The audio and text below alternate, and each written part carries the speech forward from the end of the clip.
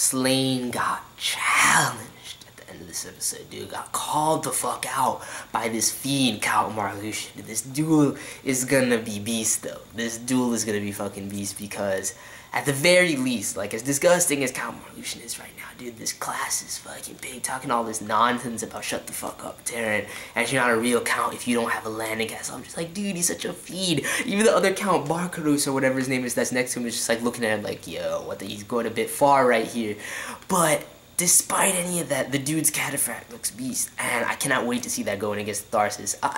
Slaine's gonna destroy this bastard. There's no way Slaine is gonna lose here, and this guy's a fucking fiend. I see him get put in his place, but I can't wait for next week's episode, dude. Because the battle animation is gonna go, and you throw the Solano soundtrack into that, dude.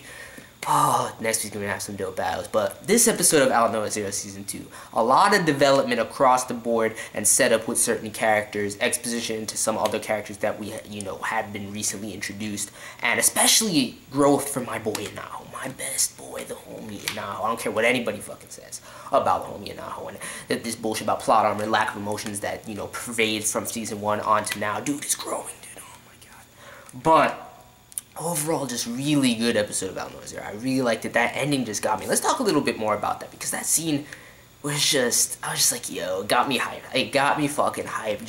The insults, the pride, and the disgusting nature of this KAWAIII, dude. It's gonna be a beast fight. Slaine is legitimately pissed off. He's gonna go in, and I can't wait for that.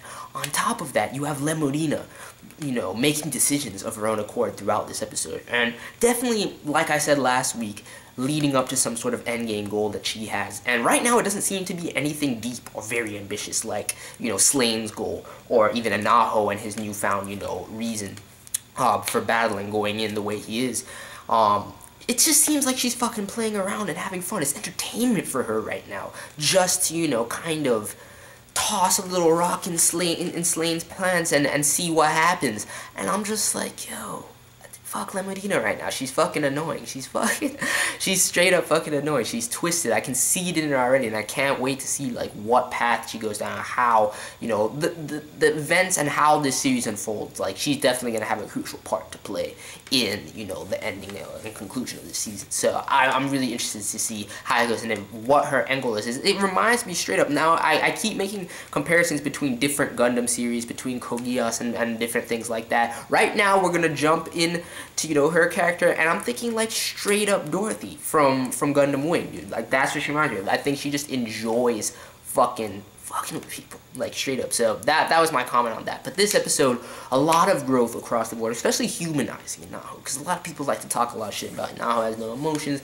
Inaho doesn't do this, Inaho has no resolve, he hasn't grown, he hasn't developed. First of all, we get more, rationalization about this fucking god eye of his, and it's toned down, it's given some weaknesses, and you see some, even what could be potential death flags for the homie Inaho right now with the analytical engine. And we find out, first of all, that he's been upgrading it himself. Fucking beastly, godly intellect, dude. That's what I'm talking about. That's what I'm talking about. It's not just some bullshit, power-up that he got by external means. Nah, he's been going in with this thing and expanding the firmware and everything like that. And, the doctor tells him that he can't give it to his brain. It's integrating itself into his brain and eating away at it, basically, from all intents and purposes. If it gains too much foothold, who knows what the consequences of that could be. And Inaho's aware of them, so I definitely see that coming to play as, the series develops, and, maybe a dual great strength in this god eye, the analytical engine that he has, and a weakness as well being proposed with that. But you see him using it, forming a bond and alliance with Count Mazuurek, because, I like this dude's character. I actually really do like this dude's character in terms of, finally we have another verse who, shares the same mentality as Asseylum and is truly, loyal to her, and, genuinely cares, and has genuine interest in the Earth, and doesn't, see this discrepancy between the races. And I'm like, dude, this is another way to bridge the gap between verse and humans, if that is at all possible. With the amount of episodes we have left, I'm wondering how they can resolve, the depth of this. I mean, obviously an epilogue is going to be necessary at the end of the episode, at the end of the season finale, or something like that. Judging by the pace that things are going. But I like the development this episode, seeing Inaho break him out and give him his directive, and whatever he does going forward is definitely going to be crucial as well. Some development for Rayet as well, dude. straight up, like, I'm coming, I see the road, I see the path, because everybody knows I hate Rayet, but I see the path to redemption. For anybody that wants to say she hasn't developed and changed, it's bullshit. Just like Inaho keeps saying throughout this episode, it's like, no, you're not the same as you were before, and she keeps trying to put on that air and trying to act, you know, like she hasn't changed, but she has. And it's nice to see the signs of that, and get a little bit of development for you know, her character. And once again, going back to Inaho, the resolve he has with his, you know, with Yukine, his older sister, and everything like that, talking about how he sees through what's going on with the princess and what his goal is to, you know, rescue her, defeat Slaine, find out his goals, and, you know, that is his, you know, biggest concern, along with the entirety of the battle between, you know, the human race and the first.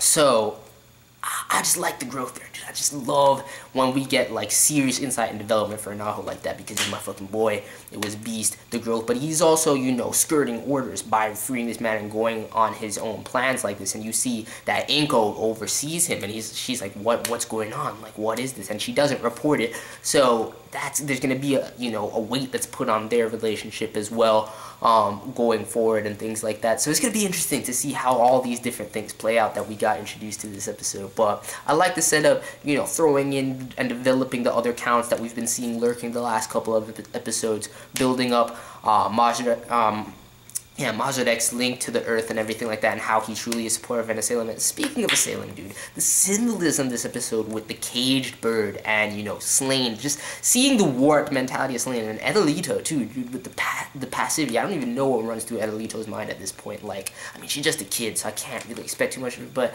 the war, like Slaine giving her a lesson on birds when she's just in there, and the metaphor and symbolism of her being, you know, Slaine's caged bird, and he's just keeping her there. And even Slaine says it with his words with Adelito. I'm just like, dude, it's fucked up. And that's why when, you know, Marluxian contacted them, I thought, yo, you know, like, I thought Mazuurek might have contacted them already or some shit, but I was like, wait, that doesn't make any sense. Mazuurek's definitely gonna play his investigation into this closer to the chest. Him and Inaho have a legitimate alliance, like, I see it straight up, and it's good how, you know, everything played out in the development of that with, you know, Marito bringing him in as a POW at the end of last episode, and how everything developed with Inaho using him and talking to him and convincing him of his goals. So it was fucking an interesting episode across the board. Then you got stuff, just a little bit of comedy, like, you know, the scenes with Margaret, and, you know, I always forget this girl's name, the assistant, you know, her second in command, and how she's talking about why, like, quiet boyfriends have been. I just love that dialogue between them. He's like, why do,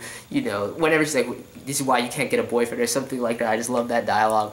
And then, you know, the scene too when, like, she's trying to find out, and they're all trying to find out, like, INKO and everybody trying to find out about Rayet's weight, and how she's never gonna die, and how she keeps her figure and everything. I was like, just nice little lighthearted moments with all the setup and heaviness of the episode that we're getting. So, great episode of Aldnoah.Zero Season 2, honestly, for me personally. I love the development across the board. That ending with the challenge by you know, the Fiend count is going to be a dope battle next week. I'm looking forward to it. So let me know your thoughts on this episode, anything you guys want to raise, any theories you have, and that's pretty much it. I'm out. Peace.